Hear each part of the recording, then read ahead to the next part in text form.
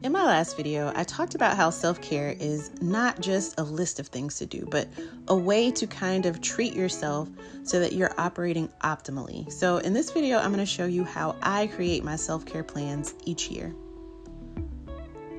So the first thing I do is I use my self-care wheel, which you can download using the link in my description or in my bio.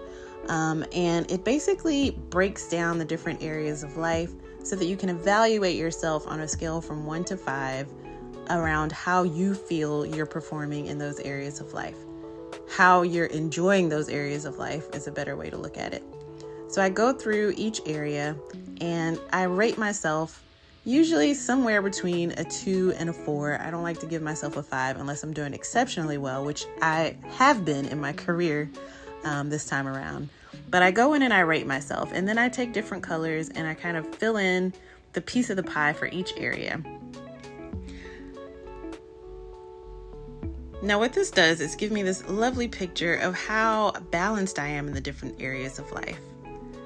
So then I take that information and I go to the second page of the document, and for each area, I kind of fill in what was working well for the previous year, like what habits or routines I want to continue, as well as habits and routines that I think can push me from, let's say, a 3 to a 4 or a 4 to a 5. And I try to make these really simple and easily actionable so that I can then take this list and convert it to whatever planning tools that I'm using. So for example, if I'm trying to deepen relationships or even make new friends, I may set a goal to reach out to people who share my values on a weekly basis. And so I may then take that and put it as a reminder or even as an event on my calendar so that I can be reminded that this is something I've opted to do in order to deepen and improve the relationships in my life. So I continue this process. This is really the most challenging part because a lot of times you fall into the trap of just listing how you want things to be better and not creating habits or actions that you can take that will actually move the needle. And so this is the part that takes the longest. And you'll see me here kind of highlighting the areas where I've rated myself a 3 or below. And this is so that I can really focus in on those areas as I'm doing this exercise. That part really requires some deep self-reflection. So here you see my final list. It's not exhaustive, but it's just good enough to get me a good foundation. If you want to take it a step further, you can use the Create Your Life Journal, shameless plug, to kind of reflect on your own limiting beliefs, some challenges you may face, and even make adjustments to your list. But this step is completely optional.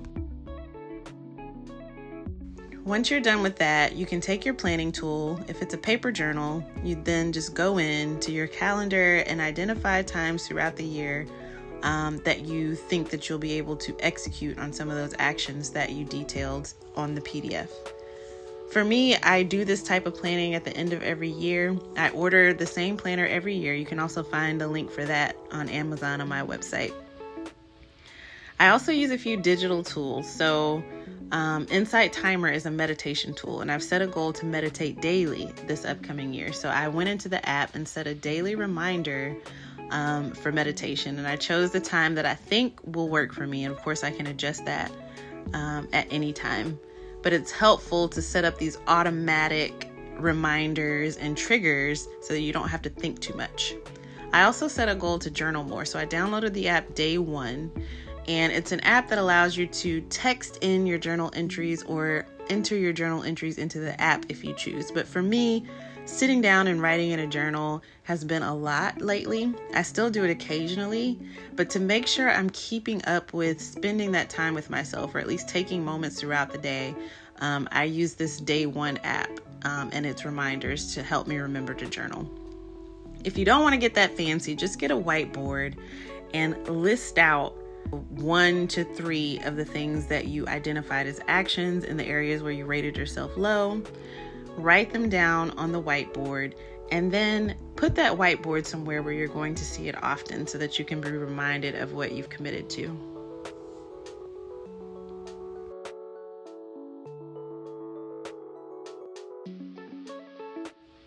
the most important thing is to just take action.